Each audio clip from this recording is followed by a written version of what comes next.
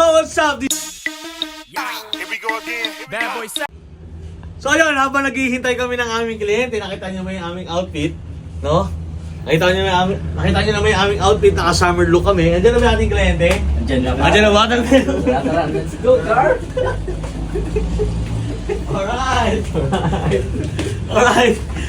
So what's up? This is Daniel Palakit at syempre nakikita niyo naman, naka-outfit check kami. Ano yung polo mo? Saan binili yung polo mo? Sa SM. Sa SM, nakaka-polo. Naka-summer look kami kasi nakita niyo naman na sobrang init talaga dito ngayon sa Pinas. Pero ini-imagine namin kung ini-imagine namin na nandito na nga kami ngayon sa dagat, no? Pista ng dagat ngayon. Ano?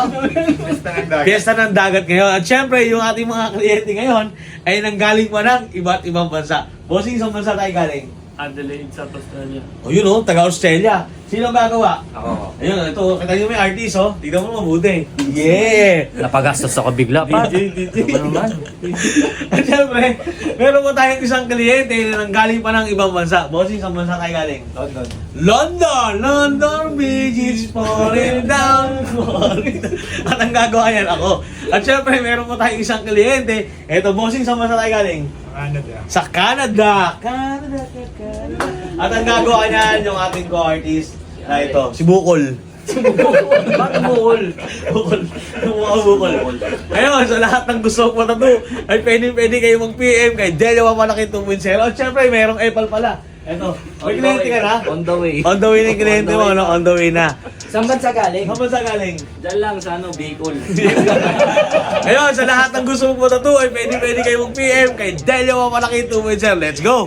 Pag dito ka talaga sa Mama Sohan Collective, talagang mararamdaman mo yung pagiging kengkoy at katuwaan at kaligayahan ng hinahanap mo bilang isang tattoo artist. Nakita nyo naman. At sobrang tuwan-tuwa yung aming kliyente sa mga pinaggagawa namin. At syempre kasi pagdating sa trabaho ay babalik na ulit kami sa pagiging seryoso.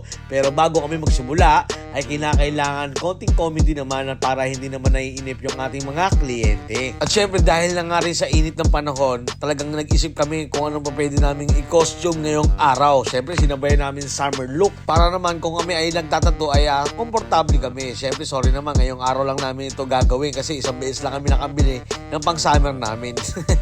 At ito ay gagamitin pa namin papuntang La Union sa mga kaarawan ng aking mga co-artists. At syempre binabati ko na ng advance happy birthday yung ating mga co-artists. At syempre si Mima, yung ating admin, advance happy birthday sa'yo. Heart. At balik na nga tayo sa ating trabaho. Nakikita nyo naman na hindi naman ganun kaputihan yung ating kliyente. Pero kasi nag-request yung ating kliyente na colored. At syempre kailangan natin paputukin yung kulay na gustong palabasin ng ating bossing. So ito nga pala yung natapos natin. Napaka-solid yung nagawa natin ngayon. Hindi man kaputihan yung ating bossing, pero napalabas pa rin natin yung kulay na gusto niya. Tapos na kami magtatuan ng aming bossing. Sir, ilang oras tayo? 8 hours. 8 hours, no? Ngayon, meron pa tayong mga kasama dito nang hindi tapos. So, sir, thank you, ha? Thank you. So, ito yung kasama natin. Malapit na silang matapos. Uy, masyadong seryoso, ha?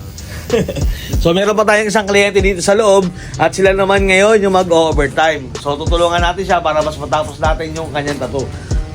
Para, overtime ka dyan? Overtime.